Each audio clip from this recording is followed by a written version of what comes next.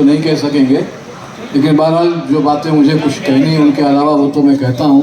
किसी शायर ने कहा था कि यूँ तो मेरे अशार ज़माने के लिए हैं, यूँ तो मेरे अशार ज़माने के लिए हैं, कुछ शेर फ़कत उनको सुनाने के लिए हैं, तो वो तो आए नहीं है।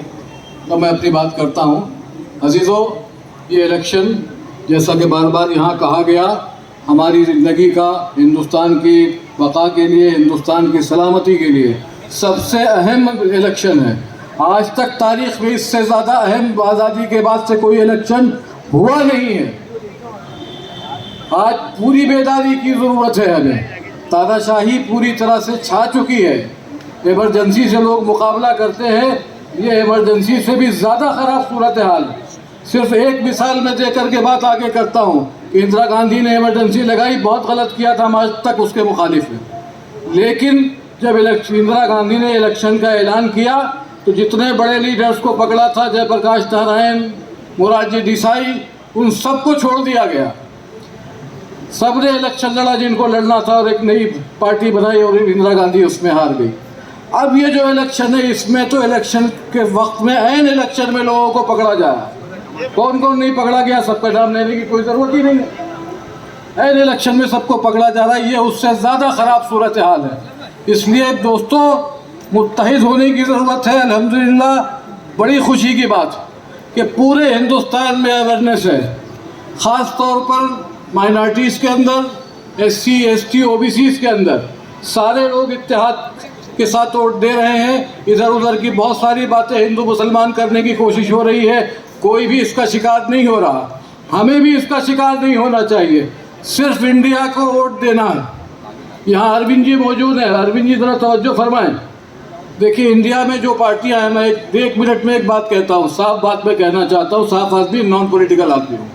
इंडिया में जो पार्टियां हैं, हमें उनसे शिकायत है और सही शिकायत है, लेकिन हम वो शिकायत करेंगे ज़रूर।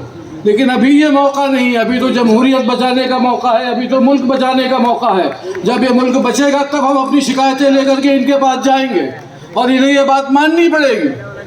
क्यों नहीं मानेंगे?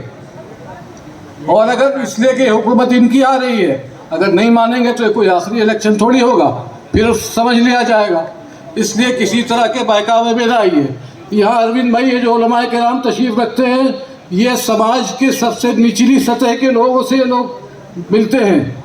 इनमें ऐसे ऐसे लोग हैं जिनके पीछे कई हज़ार लोग नमाज़ पढ़ते हैं। इन्होंने बेदारी की मुहिम चलाई है, उसका असर है पूरे मुल्क के अंदर। ये सारे लोग मुबारकबाद के मुस्तहिक़ हैं। इसलिए दोस्तों, किसी तरह के झूठ का शिकार ना हो, किसी तरह के फरेब का शिकार ना हो। अजीब अजीब बातें की जा रही है कि अगर कांग्रेस आ गई, इंडिया आ गया, तो मंदिर में बाबरी ताला लग जाएगा। अरे भाई, कांग्रेस से हमें आज तक शिकायत है कि उसने बाबरी मस्जिद का ताला खुलवाया है ना भाई, शिकायत हमको। अब ये कहते हैं कि हम ये बाबरी ताला मंदिर में लगा देंगे, ये सिर्फ बहकाने की कोशिश।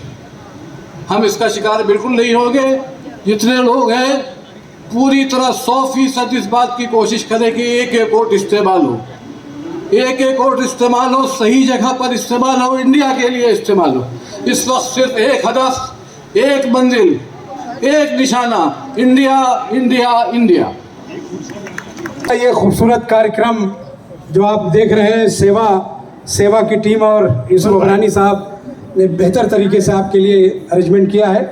अब हम सेवा के ही पुराने चेयरमैन और इस्लाम जिमखाना के चेयरमैन